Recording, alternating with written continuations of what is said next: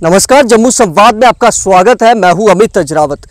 सरकारी ज़मीनों पर कब्जा किस तरह से किया जाता है, आज हम आपको ये बताएंगे। हालांकि हमने पहले भी ऐसी कई खबरें चलाई हैं कि सरकारी ज़मीनें कई जगह एनक्रोच कर ली जाती हैं। माफिया इस तरह से हावी है कि वो सरकारी ज़मीन जहां खाली मिली नहीं उस पर कब्जा किया नहीं। लेकिन इस बीच एक ट्रेंड और चला है, और जो ट्रेंड सिर्फ जम्मू और कश्मीर में, ख़ासतौर पर मैं जम्मू की बात करूँगा, क्योंकि हमने कई ऐसी स्टोरीज़ देखी हैं कि अगर आपको कहीं सरकारी ज़मीन पर कब्ज़ा करना है तो सबसे पहले आप वहाँ पर एक धार्मिक एंगल को जोड़ेंगे। जी हाँ, धार्मिक एंगल। सबसे पहले मैं आगे कुछ बोलूँ, पहले मैं आपको कुछ तस्वीरें दिखाऊंगा। यहाँ से इस तरफ ये बेसिकली अखनूर का जो है एक गांव है। अखनूर में ही, अखनूर से कोई 20 से 22 किलोमीटर की दूरी है। हम भी जब यहाँ पर आए तो हम पैदल आए। ये देखिए, इस तरफ मेरे जो दाहिनी तरफ है, यहाँ पर घर बने हुए हैं। कुछ कच्चे भी हैं, उसके साथ साथ अब पक्के मकान जो हैं वो भी बनाए जा रहे हैं। मैं आपको जूम करके कुछ चीज़ें दिखाना चाहूँगा कि किस तरह से यहाँ पर जो घर हैं वो बनाए जा रहे हैं। अब पक्के मकान जो हैं उसके साथ साथ वो भी बना दिए गए हैं। इसी तरह से दूसरी तरफ जो है, दूसरी तरफ भी मैं आपको दिखाना चाहूँगा। जो मेरी बाइनी तरफ है, बाइनी तरफ भी इसी तरह से कुछ घर बनाए जा रहे हैं। अभी कुछ एक टॉप पर मैं आपको कुछ घर दिखाऊंगा। हालांकि ये ज़मीन सारी जो है वो, ये देखिए आप ऊपर सीधे जो एक मकान देख रहे हैं, अभी इस पर लेंटर जो है वो नहीं पड़ा है, लेकिन जो इमारत जो है वो पूरी तरह से तैयार है।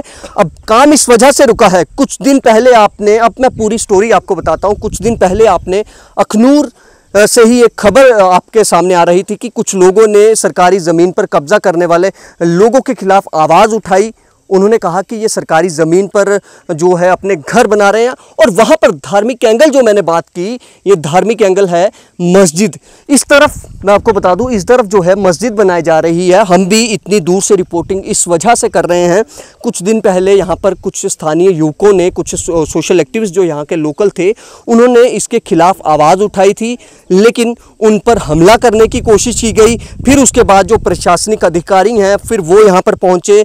हालांकि वो आए और उन्होंने ये कहा, लेकिन कुछ लोगों का होता है ना, जिसने कब्ज़ा किया होता है वो बड़ी चीज़ें कर सकता है। वो कई अंदर खाने जो अधिकारी होते हैं, जो पटवारी होते हैं, कई बार हमने ऐसा सुना है कि जो दस्तावेज़ हैं, जो उनकी किस्म है, वो ही चेंज कर दी जाती है। तो यहाँ पर भी वैसा ही मसला, और धार्मिक एंगल दे दिया गया। एक मस्जिद बना दी गई और कहा जा रहा है कि ये हमारा, हम यहाँ पर रहते हैं, हमें अपना हमारे भगवान की हमें पूजा करनी होती है। देखिए, मेरा मकसद किसी धर्म को टारगेट करना नहीं है, लेकिन हम इस चीज़ को नहीं कहने से रह सकते हैं कि धार्मिक एंगल जोड़ दिया जाता है, और फिर इस धार्मिक एंगल से ही एक जो सांप्रदायिक जो माहौल है वो उसे ख़राब करने की कोशिश जो है वो की जाती है। आज जम्मू से कुछ लोग यहाँ पर, सोशल एक्टिविस्ट हैं, कुछ लोग हैं, युवा हैं, वो यहाँ पर पहुँचे जब इनको पता चला कि अखनूर में इस तरह से मामला है।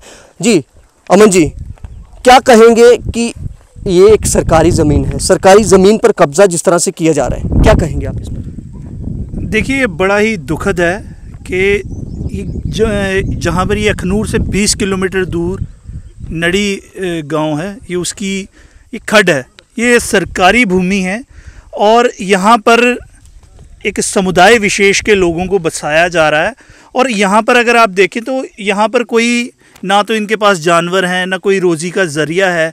और ये इन लोग ये कहाँ से आए हैं, हमने यहाँ से जो लोकल हैं उनसे पूछने की कोशिश की कि इनके पास क्या है, और आप देखें इनके पास ना तो कोई जानवर है ना कुछ है, और ये एकदम आइसोलेटेड एरिया है।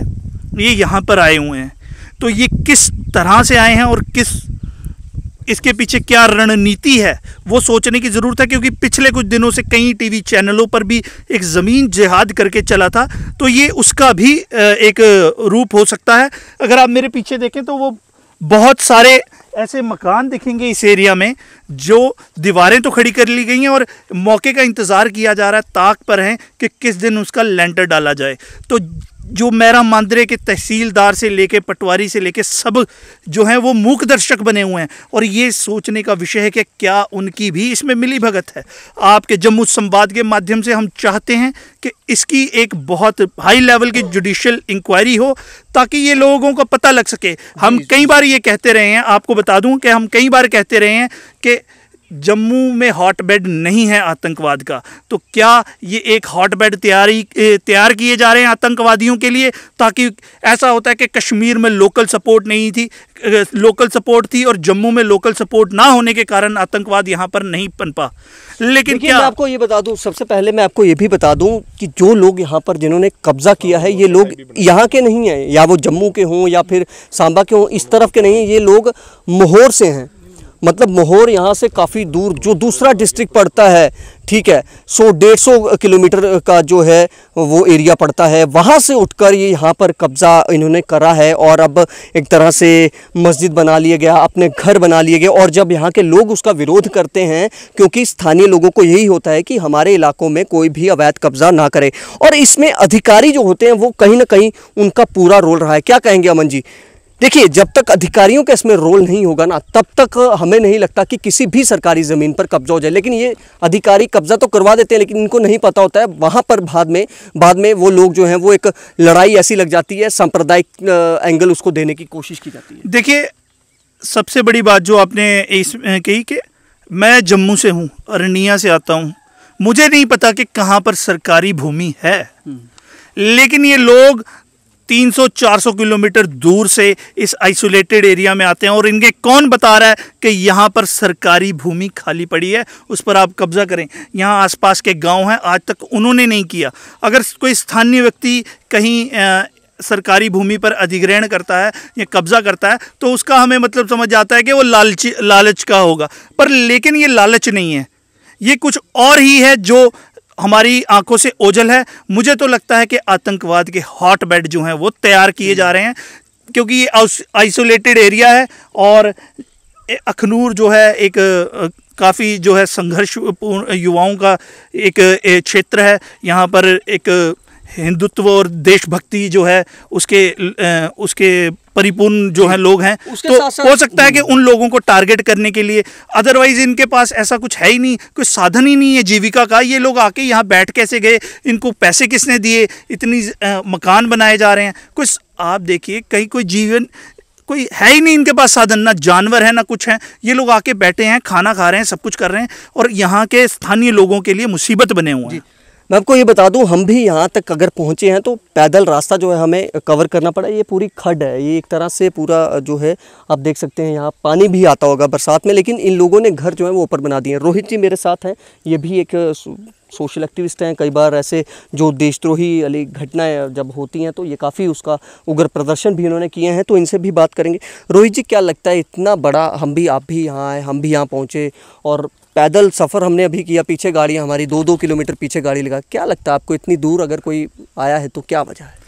देखिए भाई साहब, हम यहाँ पे पैदल चल के आ रहे हैं और पसीना पसीना हो गए, ना यहाँ पे पानी पीने की कोई सुविधा है ना कुछ, उसके बावजूद ये लोग यहाँ बैठे हैं, ना इनके पास यहाँ पे खेती बाड़ी करने लायक कोई ऐसी ज़मीनें हैं, ना ही कोई यहाँ पे नेचुरल रिसोर्सेज हैं पानी के, कि जिसके सारे ये लोग बैठे हैं।